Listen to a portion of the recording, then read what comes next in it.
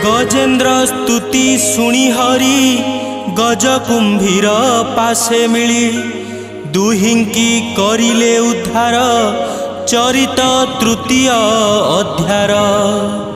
श्री शुक उवाच शुण पांडव चूड़ामणि गजेन्द्र बोले मोक्षवाणी एमंत बुद्धि से विचारी चंचल मन स्थिर करी परम जप से जपिला जे पूर्व जन्मे शिक्षा थिला बोले आनंद गद गदे आद्य ओंकार ब्रह्म पदे।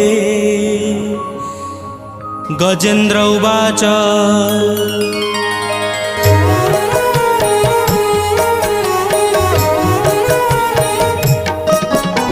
नमस्ते प्रभु